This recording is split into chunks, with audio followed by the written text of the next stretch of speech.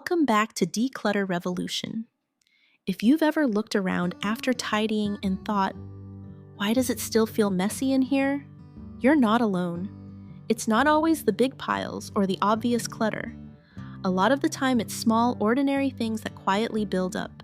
Half-used candles, tangled chargers, stretched out hair ties, receipts from last month, old shopping bags you thought you'd reuse, or the pile of takeout menus you haven't touched in ages. None of them seem like a big deal on their own, but together they make a space feel unfinished, like there's always something waiting for you to deal with. Today, I'm sharing 12 things you can let go of without overthinking. This isn't about becoming a minimalist or sticking to strict rules. These are items that once gone give you back space in your drawers, clear off surfaces, and just make the room feel easier to be in. I've let go of all of them myself, and it made a real difference, not just in how my home looks, but in how I feel when I walk into it. In yesterday's video, we talked about simplifying your systems so you don't feel mentally pulled in 10 directions all day. Because even when your home looks okay, that quiet visual noise still wears you down. That's why this list matters. It's not just about tossing stuff, it's about making space for breathing room, for clarity, for feeling like you're not constantly playing catch-up in your own house. You don't have to do it all at once. Just pick one thing from the list and start there. Let's get into it.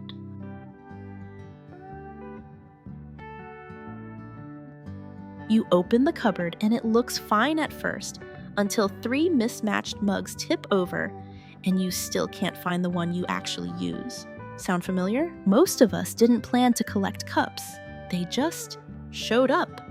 A cute souvenir here, a holiday gift there, one extra, just in case. But slowly they've turned into clutter, not because of their number, but because of the tiny chaos they create every single day. Here's the shift count: how many people regularly drink from mugs in your house, then give each person one. Maybe keep 2 extras if you host guests often. The rest, time to let them go. I used to have a whole shelf of mugs and somehow still reached for the same 2 over and over. Once I narrowed it down, mornings were smoother. I wasn't rearranging a tower of cups just to grab the one I wanted. Everything was faster, calmer, lighter. This one change might sound small, but it trims decision fatigue. It gives you back 3 minutes here, 5 minutes there. In those minutes, they matter. Now that we've cleared out the cupboard chaos, let's talk about the next hidden mess maker, your seasoning shelf. But before we go there, if you've ever looked around your house and thought, I just need a full reset, tomorrow's video is made for you. I went all in for 1 week cleaning, and slowly bringing my home back to life. It's honest, it's messy, and it might be exactly the momentum you need. Don't miss it.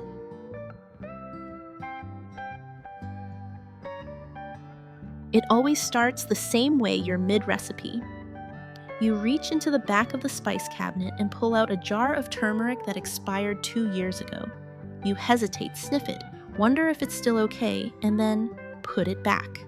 Again. We keep expired spices and unused sauces not because we're messy, but because we meant well. Maybe we tried a new dish once. Maybe we bought that fancy rub because someone on YouTube swore by it, but now it just sits there crowding the shelf and adding guilt every time you cook. Here's the shift schedule. 1 simple sweep, just 5 minutes, pull everything out. Toss what's expired, stale, or never used. Be honest, if you haven't reached for it in the last 6 months, you probably won't. And that's okay. I once found 3 jars of paprika, all open, all barely used. Every time I reached for one, I'd pause, check the label, get confused. It added invisible weight to the simple task of cooking dinner. Once I pared it down to the 5 or 6 spices I actually use weekly, I cooked faster, and I cleaned up faster too. This isn't about minimalism, it's about flow. Less digging means more ease. And when dinner feels less frustrating, your whole evening softens. Next up, let's open the drawer you've been avoiding. Yes, the one with all the random kitchen tools you keep just in case.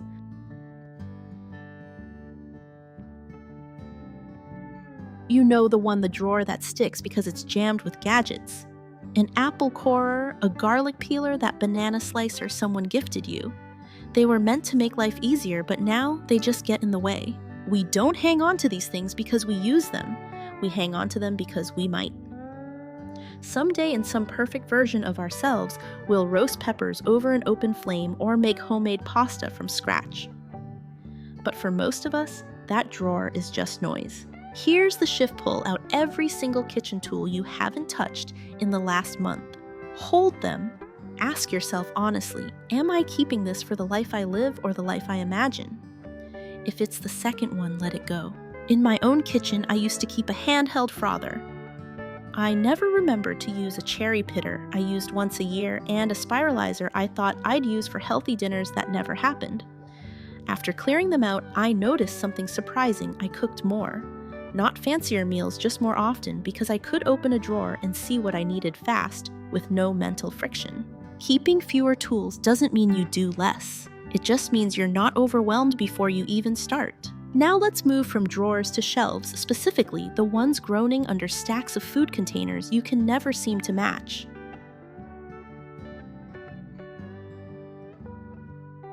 Nothing makes a person question their sanity faster than trying to find the right lid for a food container. You swear it's there somewhere, yet after 5 minutes of playing Tupperware Tetris, you give up and use plastic wrap. Here's what's really happening. Most of us don't have a container problem. We have a missing pair problem. One lid here, one base there, a few mystery pieces no one remembers buying. They take up space, create daily friction, and quietly steal your time. Here's the shift: pull out every food container you own. Match each one with its lid. No match, no mercy. Let it go. Be ruthless. You are not obligated to keep a lidless container just in case. I did this on a random Tuesday night and found 17 containers, only 8 had lids. I kept 6, donated a few complete extras, and recycled the rest. The result: one neat bin. Now when I pack leftovers, I grab exactly what I need in 2 seconds flat. No guessing. No stacking towers that fall over when you blink. Clearing out your container stash isn't just about space. It's about sanity, especially during busy weeks when even dinner feels like a race. And speaking of time and energy, let's talk about the clothes in your closet that aren't pulling their weight.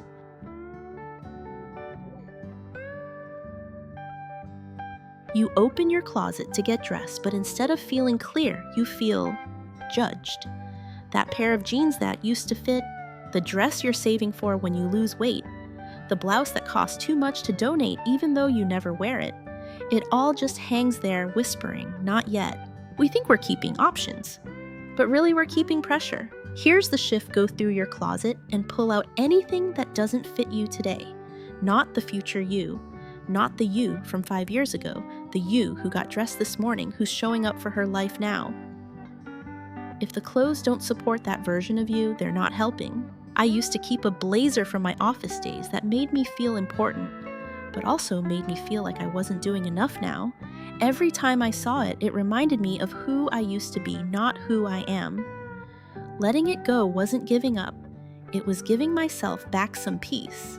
Your closet should make getting dressed easier, not emotional. It should reflect your real life, not a highlight reel. And when it does, mornings feel simpler, more grounded, more you. Next, let's shift from personal space to shared space and look at the sneaky way decor can quietly drain your energy.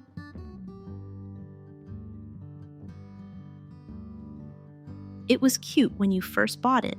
The wall sign, the faux plant, the decorative bowl.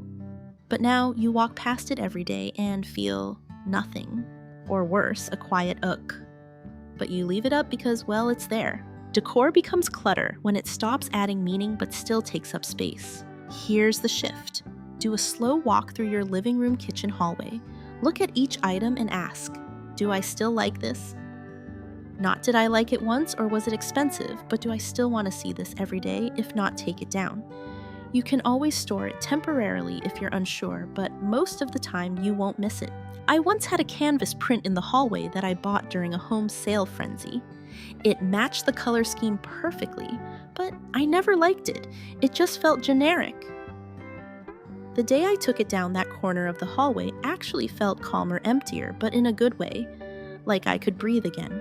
Your space should feel like a reflection of who you are now, not a museum of past styles or half-hearted purchases. Up next, let's take that same thinking into your kitchen cabinets where expired ingredients are quietly taking up more space than they deserve.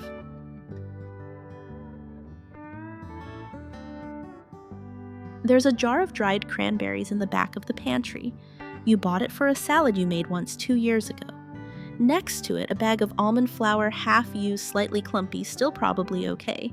The shelf might not look messy, but it feels heavy. Because you know there's stuff in there you should use, but never do. And every time you open that cabinet, there's a quiet wave of guilt. Here's the shift: do a quick pantry sweep. Look for anything expired, opened too long ago, or tied to a recipe you made once and never repeated. If you don't see yourself using it in the next 2 weeks, it's safe to let it go. I remember holding onto a bag of cacao powder that I was convinced I'd blend into smoothies. But the truth, I hated the taste. It sat there for a year, quietly reminding me of what I wasn't doing. The day I tossed it, I felt oddly free, like I gave myself permission to stop pretending. Clearing out expired or unused ingredients doesn't mean you're wasteful. It means you're making room for what actually fits your real meals, your real routines. Let's stay in the kitchen a little longer and take a look at a spot that gets messy fast, the tools you use every day but own in excess.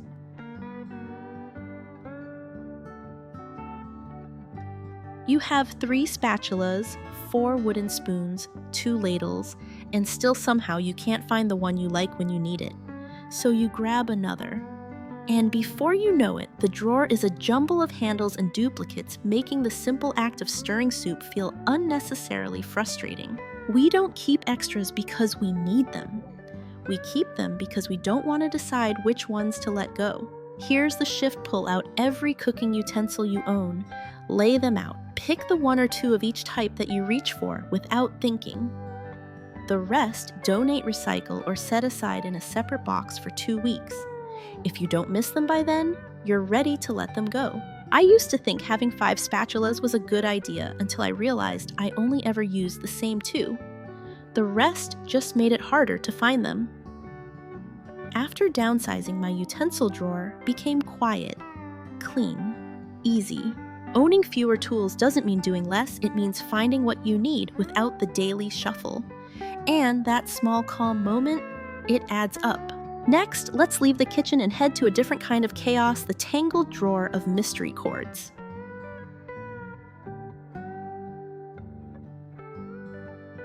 We all have one, a tangled pile of cords, chargers, adapters, and random tech bits we haven't touched in years. Some don't even go to anything you still own. But you keep them, just in case. Maybe it's for that old speaker, or what if we need it when we travel, so it sits there, collecting dust and low-key stress. Digital clutter is still clutter, even if it fits in a drawer. Here's the shift: set a timer for 10 minutes. Dump the whole drawer. Match each cord to a current device. Label the ones you keep, even with just a sticky note. The rest, recycle them responsibly or donate if usable. I finally tackled mine one Saturday morning. Out of 19 cords, only 5 were still relevant. The rest were from devices we no longer owned or couldn't even identify. Once they were gone, that drawer became useful again, a place I could actually find a charger when I needed one. You don't need to be tech savvy to do this. You just need a little honesty and a small trash bag. Because sometimes clarity comes in the form of a cord-free drawer. Let's move from cords to something a little softer, but just as sneaky: the well-meaning pile of products in your bathroom you never quite finished.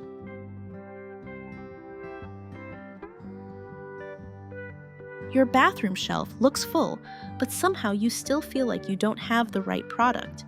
A moisturizer that made you break out, a serum that smelled weird, a shampoo that left your hair flat. But you keep them because they were expensive, or still half full, or you might try them again someday. But here's the truth: if it didn't work the first few times, it probably never will. And every time you see that bottle, you're reminded of a small disappointment and a little pressure to not be wasteful. Here's the shift: take 5 minutes to look through your products, anything you haven't used in the last 30 days. Be honest, will you really use it again? If not, let it go. Offer unopened items to a friend, dispose of the rest guilt-free. I had 3 different conditioners sitting in my shower, and I still reached for the same one every time. Once I cleared the others, it felt like my bathroom exhaled. Less clutter, less decision-making, and oddly, more motivation to actually enjoy my routine. Getting ready shouldn't feel like a negotiation. It should feel like care quiet, simple, and stress-free. Next up, let's talk about something you might be keeping out of guilt, but that's quietly making your home harder to enjoy kids' artwork.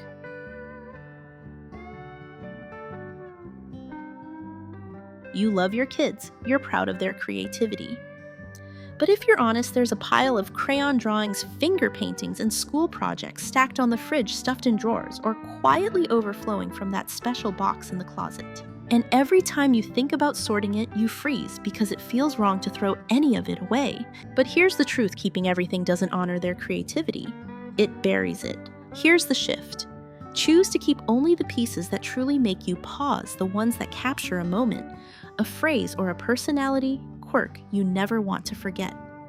For everything else, take a photo, write a quick note about when they made it, and let it go. In our house, we have one art folder per child, and every few months we look through it together. They help decide what stays. One day, my daughter looked at an old drawing and said, "I don't even remember making that." It reminded me I'm holding on to memories she's already let go of. Letting go of artwork doesn't mean you love them any less. It means you're making space to celebrate what really matters, not just everything that comes home in a backpack. And while we're on the topic of letting go gently, let's turn to a place that often holds quiet guilt: the shelf of books you thought you'd read.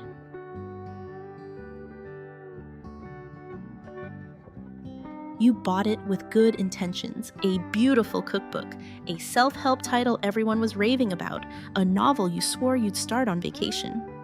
But months or even years later, it's still there, unread, sitting on the shelf like a silent to-do list. We tend to keep books not just for reading, but for who we hoped we'd be when we bought them. Here's the shift: scan your bookshelf and ask one honest question. If I saw this book in a store today, would I still bring it home? If the answer is no, it's okay to let it go. Give it a second life in someone else's hands. I had a stack of aspirational books, beautifully designed, highly recommended, barely opened. Every time I walked past them, I felt a twinge of guilt, like I was behind on some version of personal growth. When I finally donated them, I didn't feel less smart. I felt relieved. Your shelf should hold stories and resources that support who you are now, not whisper who you should be. And now that we've cleared the physical weight of unread pages, let's wrap up with the reminder behind every one of these shifts. You're not trying to perfect your home, you're trying to reclaim it.